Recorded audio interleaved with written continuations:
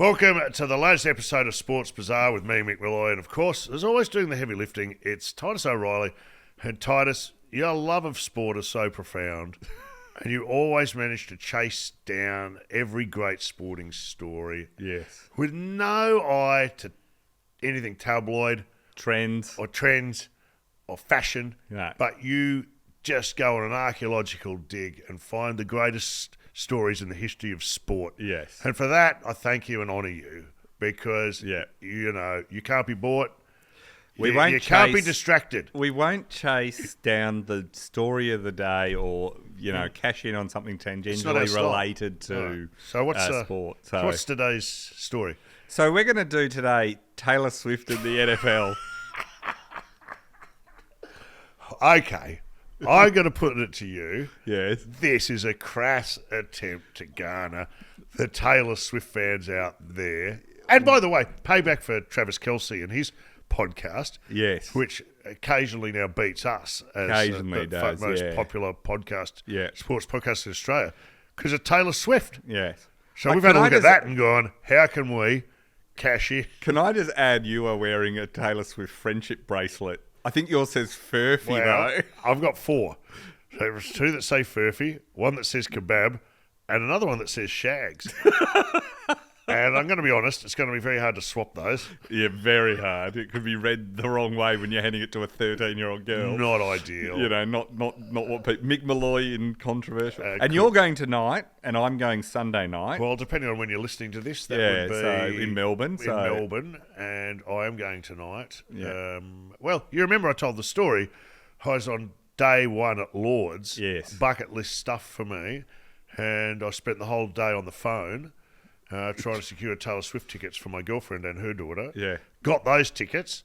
And then recently, phone rang. Bang, I got a couple to the function. Yeah, Taylor rang you. Taylor said, Mickey, I'm touching down on Thursday. Would you like to come? I went, ugh.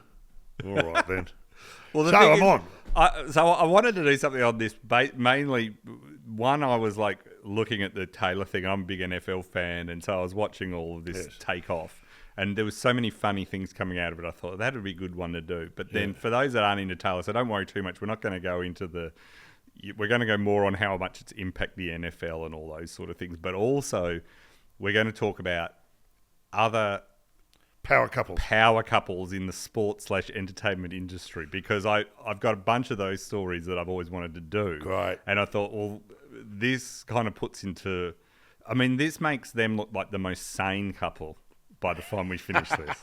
So let's just talk quickly before we do about Taylor Swift. So with the NFL, the impact she's had on that, they're saying she's added $300 million plus to the bottom line. That's US dollars, so that's $500 million Australian. So for Kansas City, so jerseys are gone bunter. Yeah. He is now, Travis Kelce, is another level. Has gone to another level. Yeah. We do cutaways, the polarising cutaways to her. Yes. To the actual football that's inspired a drinking game. Yep. She chugged a beer. She is very plugged into what's going on, and she's smart enough to know if everyone's drinking while the camera's on me, I'm going to do it in response. Well, so here in Australia, she's going to sell $60 million worth of merchandise. Yeah. The Reserve Bank, the head of the Reserve Bank of Australia, had to come out and say that the injection of money into the economy should not have an inflationary they're having to carve everyone down on the economy. I know. Imagine that. Now that's when you're in a different level altogether. Yeah, but fair. When people are hearing this, we will have probably just done our first live sports bazaar. Yes. And the money that is injected into Richmond. Oh wow. You and I in the local pubs. It's not the fans, it's you and I drinking in the local pubs. And we can't say whether Taylor was our special guest or not. Could be next week. You never know. So. That would be pretty funny if she just turned up to the Corn Hotel to do a sports podcast. And Taylor Swift comes out. Yeah. That'd be great. Well, people track her planes. How's that? I know. They know where she are by tracking her planes. Yeah. Imagine if we were so famous, people tracked our Uber. Oh, exactly. No one even knows where we are or cares. That's the difference. No. All right. So she's big time. She's big. I thought I'd go through a little bit of how big she is, a bit of who Travis is, how they met sort of stuff, because there's some funny stuff in there. Then we're going to get into the impact on the NFL and the reaction it sparked. Which the reaction it sparked is some of the best. All right. And then we're going to move on to some of these other power couples. So let's start off with Taylor Swift. Most people, everyone knows who she is, but to give you an idea how big she is, she's made she's worth $1.1 billion.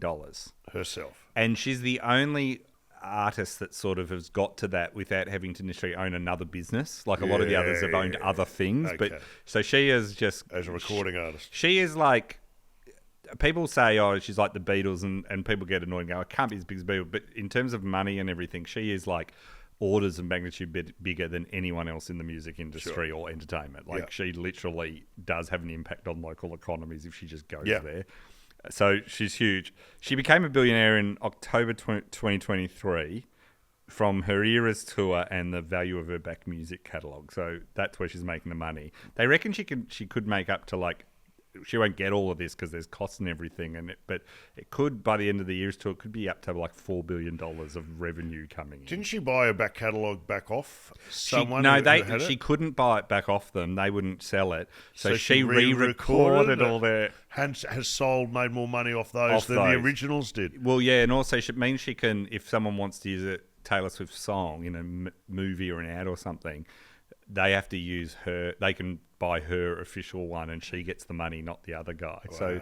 So she's pretty smart business. Yeah, she's real. She does all that as well. She's got $500 million from royalties and touring. Her music catalogue is worth $500 million, and then she owns about $125 million in real estate. It's a bit like you and I there. That's the one bit we can match. Her demand for tickets for the Eras tour last year in America was so big that it overwhelmed Ticketmaster. Now, to be fair, overwhelming Ticketmaster, all the ticketing companies, I don't want to say this about just Ticketmaster, but Ticketek, Ticketmaster, these ones, they're the only business I know that seems surprised when people want what they're selling. Do you know what I mean? Well, you've got one job. Selling tickets. And they can't do it. Want a ticket, you go, well, hang on, well, you didn't see this coming. And they always say it's unprecedented demand. And you go, what? And it's not for Taylor. They say it for like, you go, what for, Fremantle playing Gold Coast in round 8. For Tassie versus Queensland Sheffield Shield. Yeah. Oof, it's who like, could have known? They're like, oh, I can't believe that people wanted to come to this, So they... And you and I know, you at Lord's doing it, me doing it for my kids. We were sitting on that. The trauma of trying to get tickets was right up there. Now, it overwhelmed them and it led Ticketmaster falling over. She was furious about it, but it's led to members of Congress to question the company's monopoly on ticket sales. So this has gone to the floor of Congress. Now, American politics and the Congress, they do nothing. Nothing happens fast. They fight over everything, Ukraine, everything. They're like at each other's throat. Ticketmaster goes down and they go, oh, we need to fix this. Well, this is serious. Well, there was another incident. I don't know whether you're going to get there. Yeah. If you are, we'll cut this bit out. But where AI made a thing where she was nude, created a nude image of Taylor Swift. Yes. And they have failed to get AI laws to the floor of Congress about anything. Yeah. When it happened to Taylor Swift, straight away they went, we need to do something about this. Yeah, this is... So... Yeah. This is the thing that'll bring in laws and regulations attached to AI, was because a nude picture of Taylor Swift showed up and they went, we can't handle this. So AI has never... Someone asked AI to do nude pictures of you and I, and AI said no. Yes. It pulled its own plug out. Said, I won't do that. I'll obliterate the planet, but I will not do that. That's right. That's actually how Terminator 2 begins, with AI losing it over being asked. Now, she sold 4.1 million tickets last year for this tour, 2 million on the first day. Yeah. So that's even with... Scalpers jacked up the prices to the point where some tickets were costing $22,000. Yeah. So it's like that big. Fans then filed lawsuits about this, and the Justice Department has opened an investigation. So she's got Congress and all this sort of happening. Now, High Court will get involved. The Supreme Court. The Supreme Court. This is getting into. So it's just quick on there. We're going to move it now. We're moving into the sport impacts, right? So when the Eras Era's tour kicked off in Glendale, Arizona, which is where the big stadium that Arizona Cardinals play out of. That's where she was performing. So she's always performing in like 40, 50,000 seater, and at the G it's 100,000. So she's always in those hugest ones. The mayor came out and said she generated more revenue for businesses in Arizona when this happened in Glendale than when the Super Bowl was held there earlier that year. Unbelievable. So she's literally brought in more money than the Super Bowl, which is that's the first That's the biggest sporting event in the world. Yeah. That's the biggest single event. Yeah. Which is truly mind-boggling. And we see when she went, that was the 2023 one, the 2024 Super Bowl, which she was at, even bigger, right? So this is the sort of thing. Now, she's partner is Travis Kelce, who many people would be now familiar with, but if you're not an NFL fan, he is considered one of the greatest tight ends of all time. So even it's future Hall of Famer, walk-up start. This is not a fringe player she's dating, right? He's a 9-time Pro Bowler, 4-time first-team All-Pro selection. He owns the NFL record for most consecutive and most overall seasons with 1,000 yards received by a tight end. So tight end's sort of like a wide receiver who catches the ball, but heavier and bigger. Well. And so it's got a combination of that. He owns the record for the most receiving yards by a tight end in a single season, and doing all sorts of things. He's won the Super Bowl now 3 times. So with Patrick Mahomes as the quarterback. So he is the elite of the NFL. Off the charts. Yeah. He's had an interesting... His brother Jason was the centre for Philadelphia. Seems like a bit of an egghead. They're both very funny. Jason's weirdly we get into some of his partying antics. He looks like he'd be fun. Good to go. You and him would have a ball. I like his style. Yeah, you'd like his style. But he's actually early on was the more sensible of the two. So they both went to University of Cincinnati, and Travis actually got caught smoking marijuana, which in America is reacted to, like you've been on a heroin bender or something. And he was actually going to be suspended by the coach, kicked off the team, not just suspended. Wow. And Jason rang the coach and said, give him another chance. They're both on the same team at the time. I'll keep an eye on him. And that gave him a second chance, right? When he got drafted, Andy Reid drafted him for the Kansas City Chiefs, which has turned out brilliantly for him. Right. But when he did, Andy Reid the previous few seasons had coached Jason at the Philadelphia Eagles. Right. And so on draft day, Travis got rung by Andy Reid, and Andy Reid said, "We're thinking of drafting you." And he said, "Oh, coach, I'll do whatever you want." And he said, "I don't want to talk to you. Put your brother on." And they put his brother on it, and he said, "Am I getting the good one or the bad one with Travis?" And Jason's like, no, you'll get not the pot smoking one, you'll get the serious one. So and he goes, all right, we'll tell him he's drafted then. Wow. So they've been tight as brothers forever, right? Back in 2016, he's always wanted the plan with Travis, and he's got a few people that work for him. The plan well before Taylor, going back years, and this leads to some of the conspiracy theories later. Yes, he's had people working for him to basically make him famous. So he's always seen it as, I'll be great at football, but I want to leverage that into being a broader celebrity. Yeah, so I got a couple of guys who actually, there's a big article in the New York, profile in the New York Times about them. They sat down and had a plan of how do we make him, because they thought, Travis. How do we make Travis? Just give weight to this. Well, this is the conspiracy. I don't think it gives theorists. weight. I think it's why there are some of these conspiracy theorists, because they set out to because he was thinking smartly. Well, he's a good-looking guy. He can chat. He's quite funny. He's hosted Saturday Night Live since and all this sort of stuff. Yeah. He was like, you never know when you're going to get injured. I'm playing in Kansas City. It's not LA or New York. How do I become famous? So they set him up in 2016 in a reality TV show called Catching Kelce, where 50 women competed to capture his heart. It was The Bachelor. Is that how we met Taylor? Yes. Contestant number 39? Exactly. He says that he wishes everyone would forget about this show. No. It was so bad.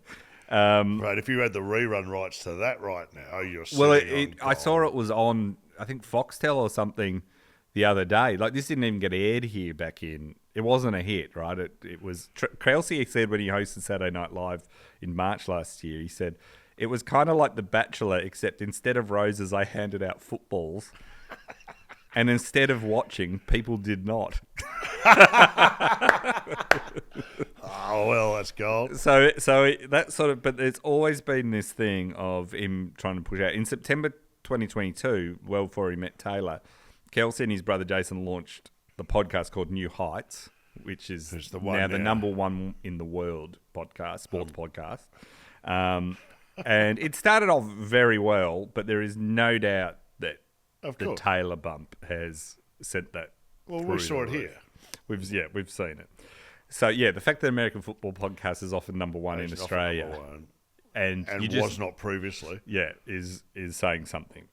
Now, going back to how they one met, of us need to take Taylor Swift or Pink. You need to date. Who's available?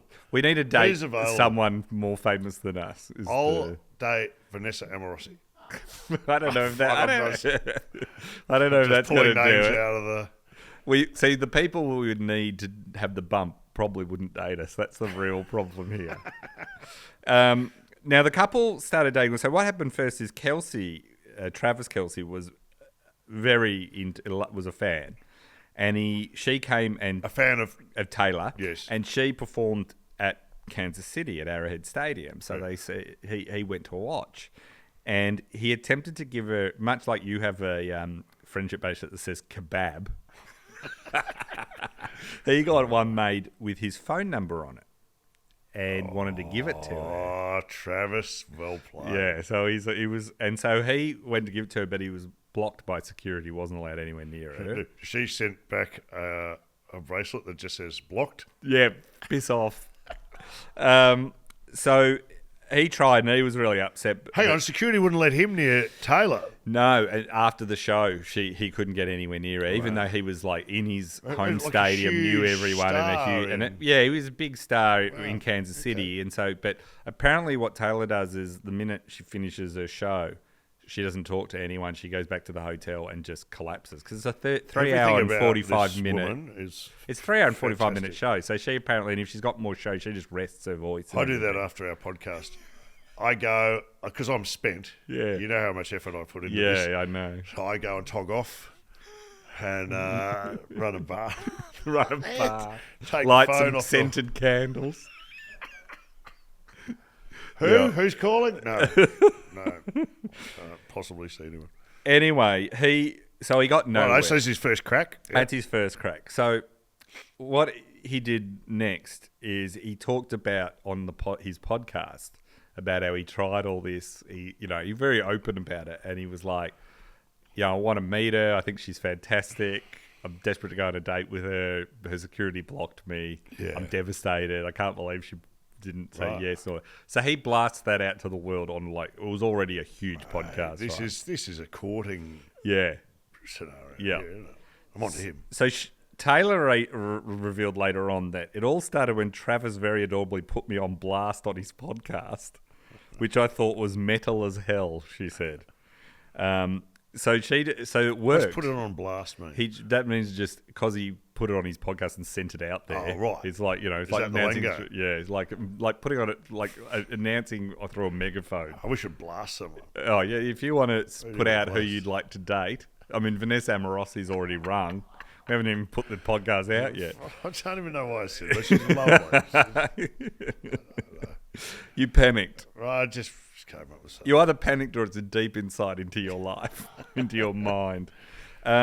So he says that later on, she said that. Now, apparently there were people in her inner circle who passed it on. Well, they were aware of him saying this. They were aware of the story of him not being able to give her the bracelet. They were and they started to think, because she'd recently, a bit earlier, she'd broken up with her previous boyfriend, Joe Alwyn, and then she had dated briefly Matt Healy, who was the lead singer of the 1975, which is a band, and that had not gone that well. And so our friends were kind of like, he seems like a nice guy, right? Like, why don't you... He seems a bit of a different... Very different to them than some of the other wussies. And a lot of the others have all been quite, like, her previous boyfriend was very, like, they never talked about being in a relationship. They never did anything public or anything. You couldn't get, from what we know now, a less public couple than Travis and Kelsey. Like, so he is like, so he's happy to tell the world, like, I'm into her. He's the opposite of all that. So, like, people on the meme online is, girls like men who are nonchalant. And that's sort of how you get by playing hard to get. And they're saying he is not nonchalant, he is chalant. So he is just like, yeah, I like you, I want to date you. Yeah, great. So he's been like that from the start. So they start hanging out, and no one knew for a little while. But then she turns up at one of his Kansas City Chiefs for the first time, and this is when people suddenly realise, oh, good Lord. And some people thought this was the first date, but they'd actually been chatting and hanging out for like a month or something. But suddenly everyone's like, yeah. Oh my God! It's public, isn't it? It's like posting on Instagram or something. Yep. It's like saying, "Yep." And that's where everyone started. The network started covering the game. They would flick to her in the box cheering, and she's in the box with Blake Lively and Ryan Reynolds and all these sort of people. And so suddenly the celeb factor at Chiefs games, and the Kansas City is not like a destination city in America. Yeah. It's not LA or New York, right? So suddenly you've got all the biggest stars in America going to Kansas City. Yeah. And so it's kind of changed that whole thing.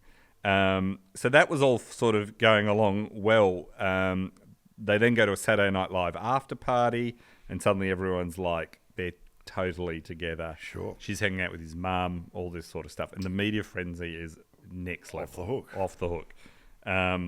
She said his mum, who's become quite famous, Donna Kelsey, was asked about her and what it was like to meet her, and she said, "My era was Earth, Wind and Fire and Chaka Khan." But she said, "Talent is talent." That's a blast for Chaka Khan. Yeah, Chaka Khan's like, "Yeah, I'd prefer this." Now she starts attending games. Ratings go through the roof. We'll get into some of the ratings soon. People start filming it. It becomes the number one story pretty much on Earth. You know, forget the war in Ukraine and the Middle East. This is what people want to know about. Everything's followed. Now, Jason, who plays for Philadelphia, he's just announced his retirement. They got knocked out in these playoffs, and so he'd finished. So his brother was still in the playoffs. So they're playing Buffalo, and he goes along to support. Yes. And Jason and his wife, Kylie, they go, and this is the one where Jason shows up. He's announced his career's finished. He's had a couple. He is a huge. He was a really good player. He was a centre. Absolutely. He was really good, one of the best. And so him retiring was a big deal. He won Super Bowls and all this sort of stuff, right? So he was, and anyway, he suddenly realizes, like a lot of athletes, I'm retired now. Like he retired a week earlier. I'm going to go to Buffalo where the snow was like a metre high. This was the one where people... And take my top off. Yeah, but this is where people got frostbite. Shoveling the ground themselves, the fans were... Yeah, there was so much snow. People got frostbite watching the game, right? Seriously, I'm not even making that up. And the Buffalo Bills fans are known for being super hardcore. It's right up in New York on the border with Canada. It gets freezing there. Even when it's freezing, they set up tables, wooden tables. They light them on fire, and people jump off something through them. Yeah. This is one of their traditions. Fantastic. Yeah, so it's like, so Jason shows up. He's retired a week earlier. He's like, I don't have to keep my body in good shape or anything. And he goes, I want to go up next. Even though his brother's playing for Kansas City, he's going, I'm just going to support my brother, but I want to go and have a ball with the Buffalo Bills Mafia, as they're called, the Buffalo Bills fans.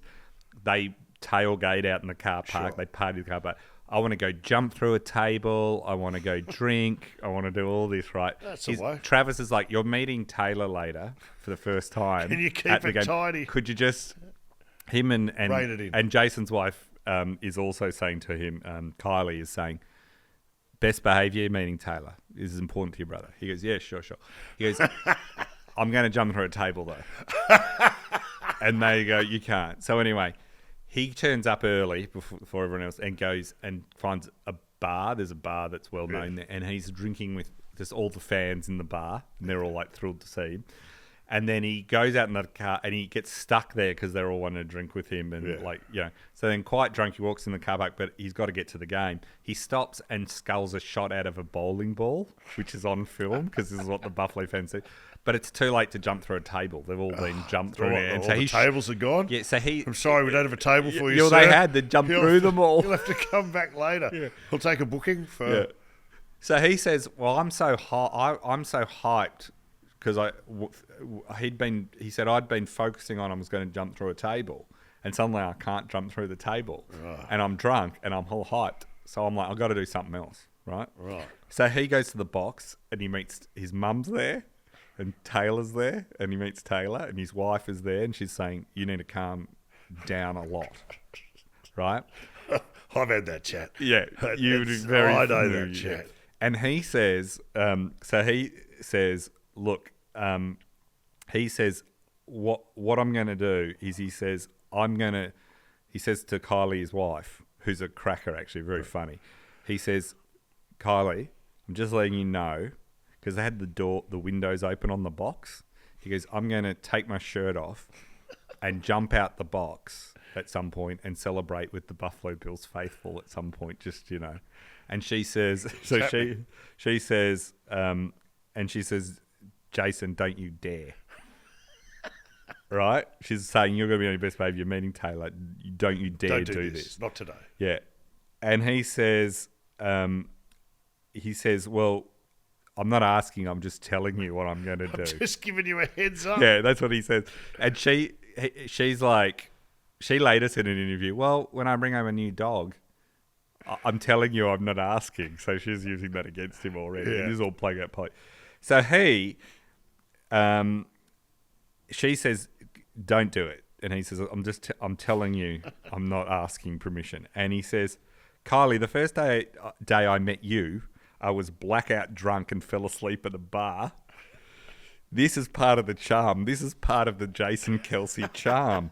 I want to make my best first impression. This is what you signed up for. Yeah. This is who I am. Yeah. And Taylor is going to get the full service first impression. She's not getting polite behaviour or anything. Anyway, she says was all over the world. He jumps out and he's got his chest off and he's sculling beers and talking to all the fans.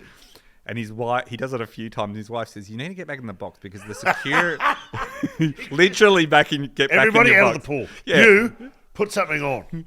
But it's like you literally need to get back in the box, like in your box, you know. And so she's saying because he's like, you need to relax, and she's like, no, the security, because Taylor's in here, the security at the front of this box, they're trying to keep everyone out, and you're kind of inviting them almost in because he's holding up. A kid had a sign saying, Taylor, this is my first NFL game. I'm thrilled you're here. He holds the kid up. First, he hoists her into the... And almost pushes her in the box so Taylor can see it. And he's drunk off his head, right? Like, but the parents are thrilled that this drunk man is suddenly lifting up their 8-year-old daughter, but no one cares. They're all having a great time, right? So that was sort of his sort of thing. So this is like, the Kelceys are suddenly overnight. The mum and the two... on the field, by the way. Yeah. Well, on the field... Travis is winning the game for Kansas City to get Travis is so he's playing. He's up to his eyeballs in. He does not know what's going on, right? So he comes off the field and they interview him. They say, "Oh, what about your brother?" And he's like, "Got no." He's like, but he's not, because it's his brother. He's not even shocked. He's just like, "Oh yeah, that would happen." You know, that was bound to happen. Yeah. So Taylor said she loved it. She's like, you know, great. Because how could you not? You'd be, you know, this is fun stuff, right? Yeah. Like this is. You know, one day when Sports Bazaar's #1 podcast in the world, we are doing this. Right. I'll be chucking babies into that box faster than you can catch them. That's all I'm saying. So that's all going now. Now, as she's going to all these games, I think she went to like 7 or 8 games, and some of the playoffs too. It might be a little bit more. So she led, as a result of her being there, the NFL season had its highest regular season viewership among women since it began tracking it in 2000. Unbelievable. So the ratings go through the roof. Suddenly, it's like, and not just for Kansas City games, like suddenly all these Taylor Swift fans are going, if she likes football, we like football. Yeah. And they're all into it, right? On October the 2nd, the Chiefs played the New York Jets. Now, New York Jets this season were terrible. Right, like really bad. Yeah. Like so, even by their own, very bad. So they are terrible. So there's no reason really and the Chiefs were struggling a bit for a while in the season. So this was not a major game, right? In terms of it, it was an interesting game if Kansas City could get back on it. But apart from Taylor being there, it was not anything that normally would rate well. It was the most watched NFL game since the Super Bowl the year before. Unbelievable. 29 million viewers turned in. right? They said NBC announced that girls aged 12 to 17 was up 53% across the season. Like, that's across all games. Incredible. Just from this, right? So when she wasn't there. Travis Kelce's jerseys explode by 400%. He wasn't in the, top 10 popular jerseys. His brothers went off too, I would have thought. Yeah. And now he's among the top 5. Yeah. Right? So this is the impact she's having. Ticket prices for the 2024 Super Bowl, when the Chiefs got in and everyone knew Taylor announced she was going to go, shot up to the highest they've ever been, right? So in terms of the money, the average ticket being sold ended up at $11,000 US. So the money to get there, so the tickets selling for like $660. That's the average, right? Someone's selling for $60,000 or something. Travis apparently had to pay $1 million for the box that Taylor was in and everything to secure it. I reckon they could probably rustle it up. They just looked down. They looked in the ashtray of the car. But what a dream result that was to get to. So you go, we've got Taylor Swift. We've got this incredible marketing opportunity, yeah. And guess what, guys? We're going to watch you in the Super Bowl. You're going to go there, and this is going to play out, and you're going to win the Super Bowl, and then you're going to kiss on the field. As long as you are writing something for Hollywood, you could not. A marketing dream like this does not end like this. Yeah. So the NFL, I'm surprised they didn't just give her the box, because if I would have thought so. So to give you an idea of how big this was too, this is the impact on the NFL. So you got to understand, if you're not a fan, the impact of Taylor joining the NFL in this way and being a fan, as well as the huge bit of jerseys and all that. I mean, this is the power she had when she announces, I'm doing a show in Japan, and then I'm gonna get on a plane and fly back to the Super Bowl. The Japanese government come out and say, we will clear the airport and make sure she makes it. She's on a private plane anyway, but they were like... They grounded all the other flights it was in like, and out of... Yeah, someone was having... There was a plane with liver transplants and stuff, and they went, no, sorry, you're going to have to wait. So this is the power she had. Now, I even saw the Herald Sun in Melbourne wrote a thing going, how Taylor's Super Bowl dash could affect her tour here, right? And they said she's going to have to make a mad dash from Vegas, where it was, to Melbourne. And for the first show. Well, I looked it up. Even the day after the Super Bowl, she had 5 days to get to Melbourne. Now, it doesn't take... That's not a mad dash. It doesn't take 5... We're not doing boats anymore. There are you can land it here, Sure. So anyway, we mentioned before how big this is worth it for the NFL. So 508 million Australian, $331.5 million to NFL in terms of ticket sales, advertisers wanting to advertise because they know the extra viewership figures, jerseys, all these sort of things. They reckon, women. It's a huge, it's $500 million already, and that was she really only came around the second half of the season, right? So this is how big it is. At schools across Kansas City the week leading up to the Super Bowl, there was schools all held a Travis and Taylor Tuesday. Where thousands of students came dressed up in costume wearing 87 jerseys, which is his number, or dressed as Taylor Swift or him. Incredible. So huge. Well, the woman who designed her jacket that she was wearing now has a distribution deal with the NFL. Yeah, her husband plays for 49ers, funnily enough, as a fullback, and she created this jacket, and straight away, and it's sold out. She has a licensing agreement with the NFL. Yeah, this is just some of the knock-on effect of it's. So the thing about this is there was instantly a reaction, and because it's America, it can't be nothing in America anymore can be just enjoyed by everyone or hated by everyone. It's it's got to come down. It's got to come down to red states versus blue states. Are you in or Trump? All this, right? Nothing can just happen anymore. It's like the war in Ukraine and the Russians. It's like some of them are on Russia's side, some of them on Ukraine's side. Which is, as we grew up in the 80s, the idea that the Americans would like the Russians, or some of them, is especially the Republicans. Is the Republican? It is like. Yeah. It's nuts. And so Taylor is the same, right? So first came the backlash that people said the TV networks were cutting to her too much, right? Again, not her fault. Not her fault. She said, I don't know how they even know what suite I'm in. There's a camera like half a mile away, and I don't know where it is. I have no idea whether it's on me at all. So I don't know whether I'm being shown 17 times all once, she said. I'm just there to support Travis. I've no awareness of it being shown too much and pissing off a few dads, Brads, and Chads. Right. Now, the thing is, there was an article I found, and someone had gone and timed how long she is in an NFL broadcast for each game. The longest is about 2 minutes. And now you got to remember, an NFL game goes for almost 4 hours.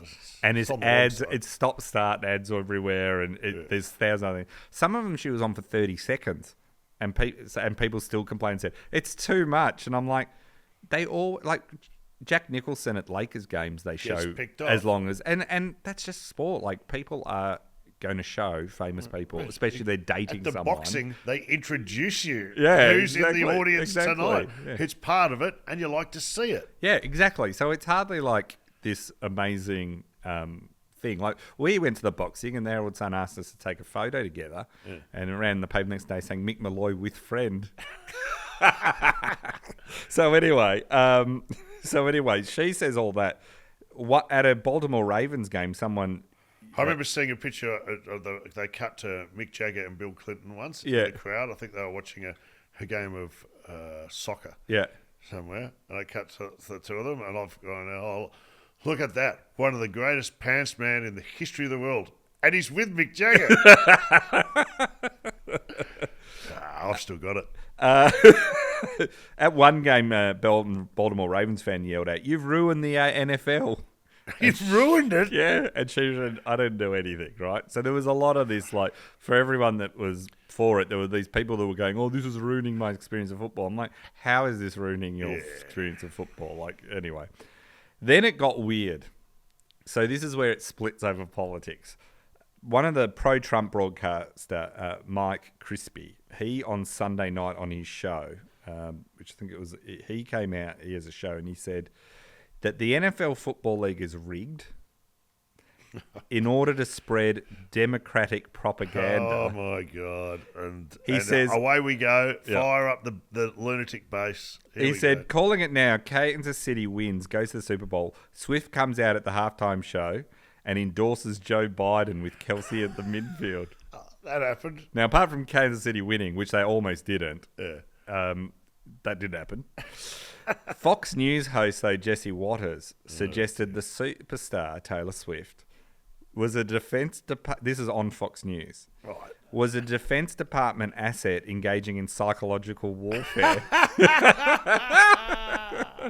He said, Mrs. Swift political voice with their boyfriends, and Kelsey once did an ad for Pfizer for the COVID vaccine. Correct. So the anti-vaxxers. So they all come out and say he's trying to put microchips. Taylor early doors did say something anti-Trump. She didn't like. Well, she's and she's been anti some of the Republican stuff on things like abortion and stuff like that, right? So that was all thing. Yeah. So it's not that surprising. But anyway,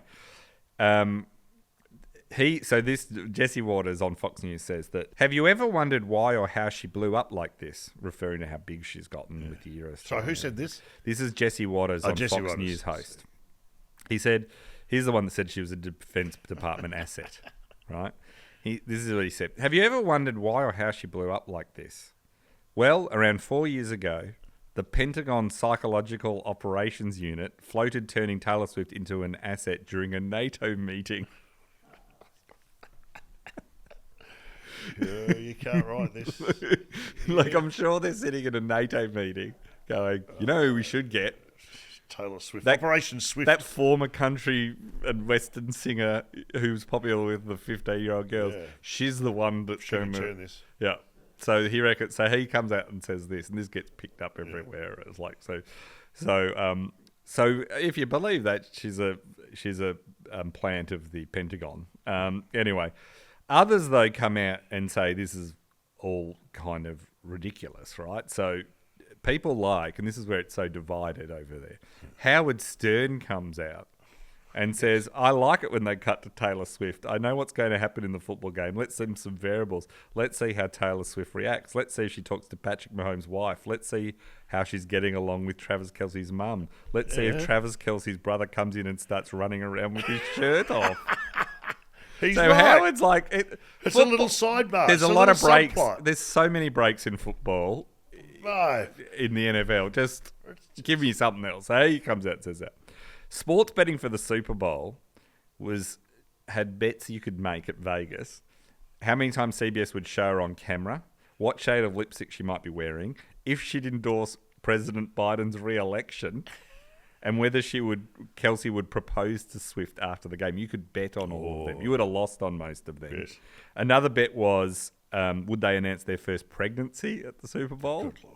Another was, would she be seen mouthing a curse word during the CBS Super Bowl telecast? Another one was, will Taylor Swift's navel be shown on CBS? These are specific bets you could go down and place. So that's the craziness of Taylor Swift and Travis Kelce and why people are talking about it, because the impact of it is next level. How long have they been going out now? Well, I think it's sort of like October last year, so it's not like, They seem like they're going great, right? They seem like it's all going fine. I mean, I've got a theory with celebrities of any persuasion and these big Hollywood celebrities and stuff. None of them stay together forever. Sure. Because they have too many options. Do you know what I mean? Like, they hang around with the best looking people in the world. Yeah. And everyone wants to be with them, both men and women. It rarely ends well. It's like Frank Worthington. You're not putting your money on everything. It's not going to last. I hope the kids have a great time, and there's no bigger romantics than you and I. Let's be honest, and advocates for lifelong monogamy. But I really want it to work. Well, he's cooked when it's done. Well, he's cooked because there'll be a song, and B, the Swifties will turn. The Swifties, yeah, he's playing with fire. They don't like it. Once you, yeah. John Mayer has never recovered from. He has it. Jake Gyllenhaal. Every time he posts something, he's cooked. They still come for him. They come for him. Like, he had to put something out pleading for please. She had to come out and say, look, don't use this song as an excuse to commit warfare on, It's why I've never dated her. That fear. Now, I thought what was interesting is, so this has sort of captured the world, but it's not the first time this has ever happened, right? Like, this has happened before. And on a similar scale, I would almost argue. Probably not quite as much around the world. The power seems to increase exponentially when you've got a high-profile couple, and it just goes boom shakalaka. And also now social media and everything means, like, when you and I were growing up, you couldn't watch NFL on television. So the idea you'd have even known who Travis Kelce is back then was limited. It's like Marilyn Monroe and Joe DiMaggio. Well, that's what I was going to talk about next. They were the first. So if we look at Joe DiMaggio and Marilyn Monroe, so Marilyn Monroe, everyone knows. Sure. Joe DiMaggio, a legendary New York Yankee, arguably the best ever, some would argue, apart from probably Babe Ruth. Yes. So, just an absolute superstar. Now, and this was in 1952, they were the first, they hooked up, and this was the first sort of sport entertainment couple that was crossover. Bang, It was huge. He'd just retired, and she was up and coming, and it was just front page news everywhere when this happened. He was 36, she was 26, and she was unsure about meeting him because he was such a big star, bigger than her at the time. And in the course of the relationship, she becomes bigger. That inverted itself pretty quickly. And she was on the West Coast in Hollywood, and he was in New York. But they hooked up, they had a first date, and she found him charming and lovely. And he was very old school, wasn't he? He was a principled kind of very dapper and, all that sort of stuff. So in January of 1954, they tied the knot in San Francisco City Hall, and there was paparazzi and fans everywhere. But it was an elopement. They just ran away and got married, basically. And they'd both been married once before, so she didn't even wear white. She wore like a fur-lined jacket and all this sort of stuff. The photos are crazy. But almost as soon as they start hooking up, the marriage starts, problems arise because DiMaggio, basically being a very traditional guy, wants a stay-at-home wife. That's not going to happen. So he wanted the glamour of this blonde bombshell, but also didn't want her to be a blonde bombshell that everyone knew. He wanted her to stay home. You're done now? Yeah, he did. He just wanted her to finish up her career. And she did not want to do that. So they straight away have problems right away on the honeymoon. So they're on honeymoon and in Japan. And she is asked, because the Korean War's happening, would you travel to South Korea and perform for the American troops there? And she says to Joe, should I go do it? And he says, we're on honeymoon. And she says, yeah, but, it'd be a good thing to do. And he says, it's your honeymoon. Very passively, aggressively. Right? You do what you think is right. Yeah, that sort of thing. So she goes off and does it, which he is like, he wants her to quit entertainment, not Scarpa during the honeymoon. Right? She's not a good start. Yeah. She goes and kills over there. Because he says, you don't even really have an act. You're an actor, but it's not like you sing and dance and all this. And one of the military guy goes, I don't think the boys will mind if she doesn't have an act. They just want her to come. Like, they don't care. Yeah. So she goes off and comes back. And it's a huge success. And she says, Joe, you've never heard such cheering. And he says, yes, I have. Yes, I have. So it's not going well, right? So that's all going badly. She then goes and films The 7-Year Itch, famous movie, Billy Wilder. Great. And that's the one that has her iconic subway scene where the air comes up from the subway grill. She's standing on top of her skirt goes up. Everyone would know this. Now, Billy Wilder arranged it so that to make it like more exciting and capture it all, fans and paparazzi were all there on that day. So there's 2,000 people around her, and they record it about 20 times of her skirt going up and everything, and they're all whooping and hollering to make it like a more exciting shoot. And Marilyn's kind of loving it because she's like, loves that attention and all that. How's Joe taking it? Joe's at the filming, and he is more than furious. Yes. And eventually they have a big fight in front of everyone. And he storms off to his room and locks himself in there. Yeah. And so it is not going well. It's not working out. Now, they then come back to LA, and in 1954, just less than a year later, she files for divorce, and she cites reasons. That was when you had to give a reason why you were getting divorced. Now in Australia, it's no fault. You don't have to even give the reason. And so she said it was irreconcilable differences is a word that they often use. It's a phrase that I have ringing in my ears. You often use that preemptively on the first date. So she cites mental cruelty. There's rumours that he hit her. Okay. But then there's people who deny it. So I don't know I don't pretend to be a Marilyn Monroe expert, but there did seem that at least it was pretty harsh. She said he treated him with coldness and indifference, right? So DiMaggio is though crushed by this because he loves her and he wants her to be someone who she's not in the way, but also still loves her. So he hears that she has hooked up with her voice coach, which is a guy named Hal Schaefer, right? And so one night, DiMaggio is out drinking with Frank Sinatra. Yes. And she says, and Frank's got 5 of his mates with him. Yeah, sure. Right. And connected? Yeah, I think connected. Yeah. So DiMaggio goes, let's go over to this voice coach's house and give him a what for kind of thing. Jeez, that sounds like a fair fight. And Frank goes, all right. Frank and his goons versus a voice coach? Yeah. Jeez. So on the drive over, it says in one of the biographies, even Sinatra became alarmed by how enraged DiMaggio was. Right? So when Frank Sinatra's telling you to cool down, he tried talking him down, but no avail. At 11:30 p.m., they barge into an apartment. They break the door down. And the woman who's in the apartment is a 50-year-old lady named Florence Katz, who awoke to find her door broken and Joe DiMaggio and Frank Sinatra standing over her. She's unrelated. Is she the voice coach? No, they've got the wrong apartment. Oh, that's hilarious. Sinatra pays us, this is in the 50s, $1,500 to get her to just, which is a lot of money, for it to go away. Let's know this. Despite this, the Hollywood tabloid still found out about it. Did they get to the voice coach? Nah, it's called the wrong door raid. It became known as. But imagine being a voice coach and being beaten up by a man with the greatest voice in the world, Frank Sinatra. Wait! I based my whole career on.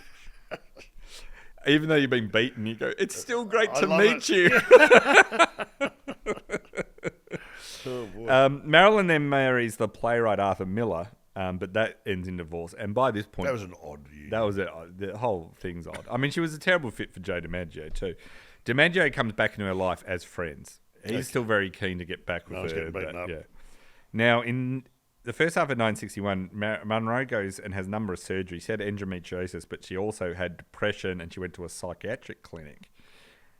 Joe bursts in and secures her and takes her to Florida, where he's working for the Yankees as a batting coach in pre-season. And there was talk of them getting remarried. It was against the doctor's orders he pulled her out of this place. Okay. Then in 1962, about a year later, she died from her overdose. So in some ways, him taking her out of there, you could argue, done the wrong thing. Was not a great thing.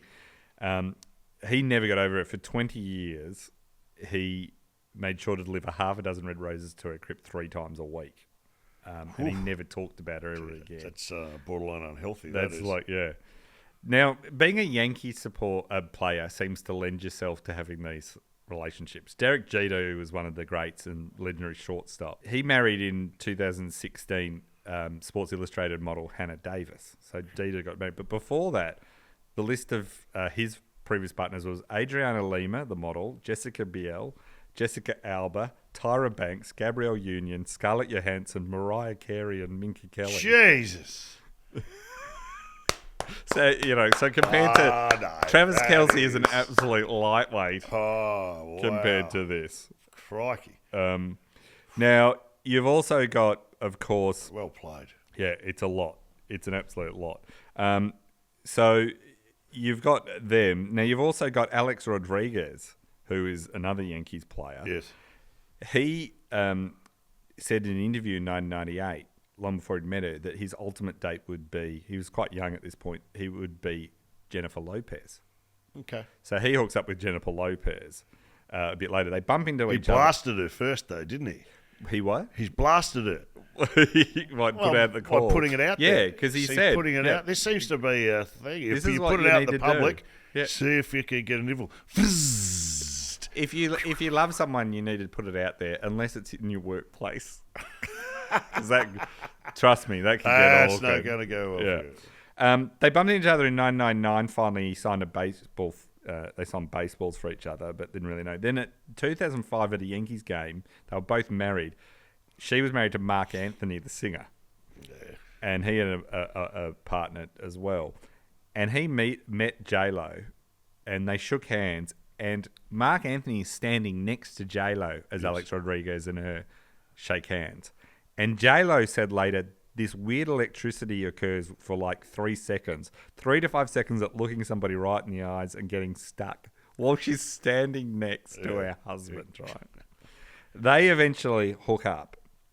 And after they're both broken up with all the things, and they go on dates and all this sort of stuff, and suddenly it's official. And then they decide to he proposes to her, right? And they propose that COVID stops them getting married. And in that time, she starts to get cold feet and leaves. Right. One of the reasons is she had known that his first marriage broke up because of his rumoured infidelity with Madonna. So power couples on power couples. So she decided, I don't think I want to do that. Now, Alex Rodriguez has also dated Jennifer Lopez, Kate Hudson, and Cameron Diaz. Yes. Now, Madonna has been involved with a sports person before, and this might be my favourite story. What a pairing. Denis Rodman and Madonna. How the hell do you get all that energy into one relationship? It is amazing. There. They dated in 1994 for 2 months. But I think they got more done in 2 months than most people do in a lifetime. And this really puts into place how different Travis and Taylor are to Madonna and Denis Rodman, because So they met. Madonna, when they first met, she came to one of the NBA games, and he said afterwards she locked Rodman in her hotel room and said, "I'm not letting you out." He said he thought her music sucked and refused to call her Madonna, instead referring to her as Tita. He doesn't. What? Okay. Rodman claimed in his book, his autobiography, that she was constantly sending him faxes. This is before you DM It's a people. simple time. Yeah. You can't have a dick pic at fax. Yeah, can I you? know. I'm just going to fax you. I'm just going to fax you a replica. You get a fax that says, "You up?" Takes 5 minutes to come through. He says that she wanted to have sex with him all the time and she wanted to have a baby with him. So he says one time, he says, "I was rolling the dice in Vegas and she was in New York and she calls. And so I say, 'Hold the dice.' I answer the call and she says, 'Dennis, I'm ovulating.' And I say, 'What? You're ovulating? What is that?' He says, 'I was trying to F with her.'" He knew what it was. Yeah. And she was like, ovulating. So I say, "Okay, great. I'll be there in 5 hours." She sent a plane for me, a G5, and I went to the airport, went over to her house, did my thing, went back on the plane, got back, and they held my table the whole time and I started playing dice again. I love it. It's a true love story, isn't it? It is. Fun for the ages. He said that Madonna offered him $20 million if he got her pregnant. So, he said in 1993, I think her career was declining, and she said the reason why she dated me was because I was a bad boy. She denies most of what he said, by the way. He was confronted with it, saying says she didn't offer you $20 million for a thing. And he was asked, "Are you sticking to your story?" The media asked, and he said, "Why not?" Which is not... It's not the ringing endorsement that makes you think everything. No, but it's not a denial either. It's not a denial, but it's Why not would a... So he when he's friends with Kim Jong-un, as we've discussed previously on the podcast, right. can you really accept much of what Dennis says? She- And does Dennis know what's going on? She eventually got a baby from Malawi. Or Yeah, no, and then whatever it was. remember that she a personal trainer she had a baby with as well. So yeah, she got there in the end, and it's probably she dodged a bullet there. I would Happy ending. say. I'm pretty sure she did. The other one, of course, to finish off, is Posh and Becks. Posh and Becks are the other one of the modern era. What a collaboration. Which was huge at And the a time. love story. A love They've stood story. the test of time. Hugh earlier and quite cynically suggested none of these people stand the test of time. Well, yeah, exactly. Well, apart from a Rebecca Lewis incident, I believe this has been a fairy tale Well, this ride. is interesting, right? Because I'll get your view on this, right? So I was looking into this because I must admit, I've always...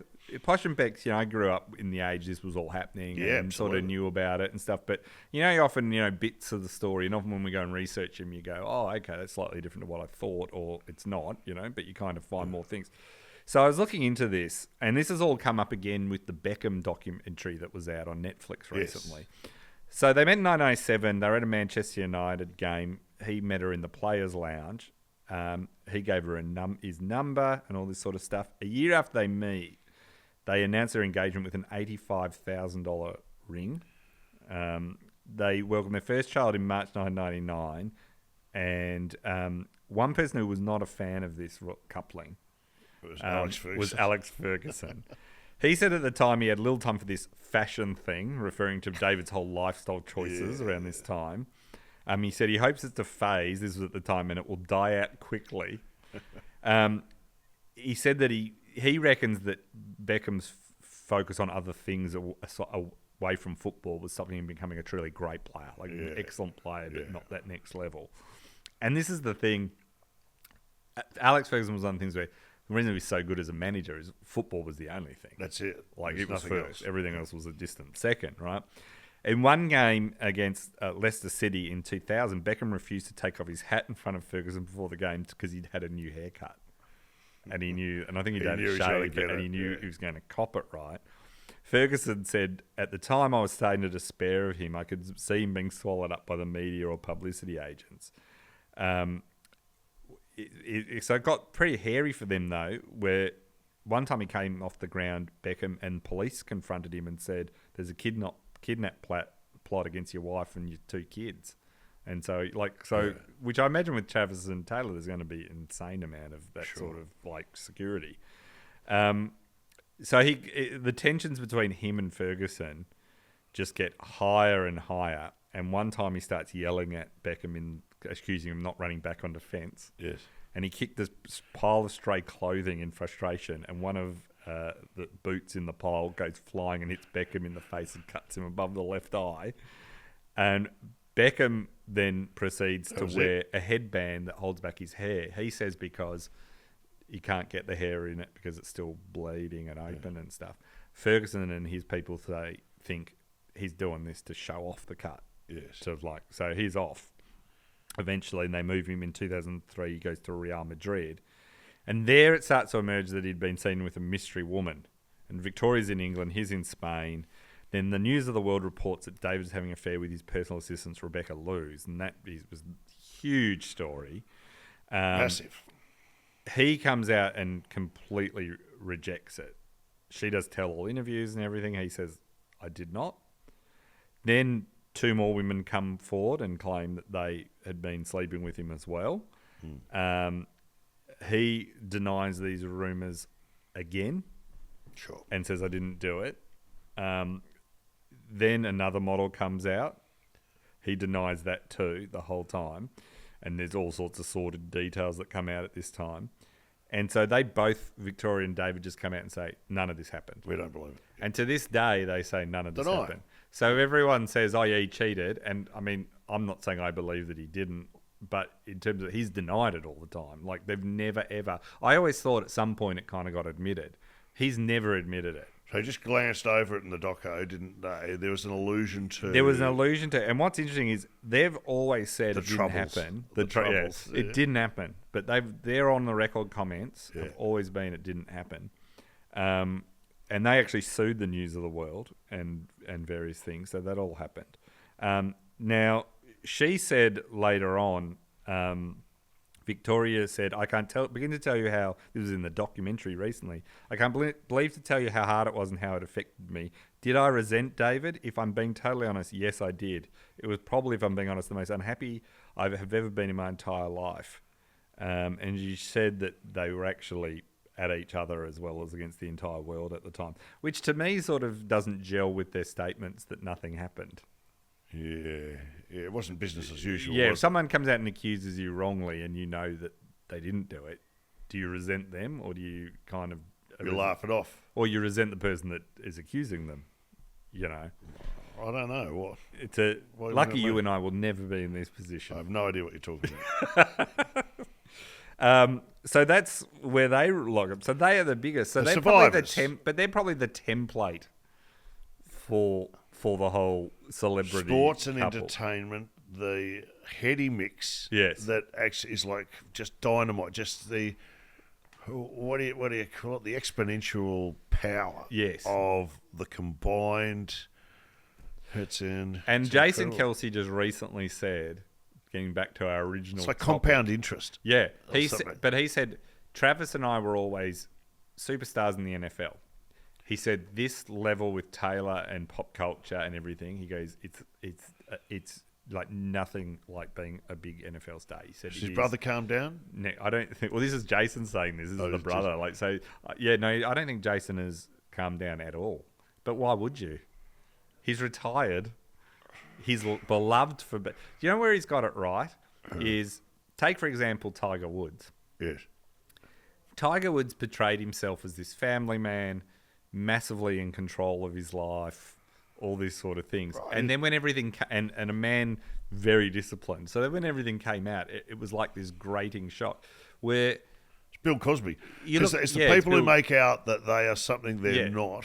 But no one ever turned around and said, you know what, I reckon George Best has really let me down with all this womanizing. Because it was just... It was on the record. It was just public, not like, you know what I mean? Like, no one really got that upset Enter about at Shane own Warne, risk. right? Yeah, it says like, Shane Warne, you know. No one was going, I'm shocked by it. I can't believe it. And so I think Jason Kelsey, I think he's got a good family life apparently, but in terms of just being the, like, kind of the party animal lunatic Lance Armstrong is fun. Classic. Yeah, Lance Armstrong. If you make out or you canonised as some... paragon of virtue, yes, and found to be not. Oof. I remember you telling me once, because a friend of ours had been papped up drinking on the street, like outside of a pub, and not drunk or abusive. Yeah. And I said to you the next day, they papped them, and you said to me, paparazzi only get money if they get a picture of me without a drink.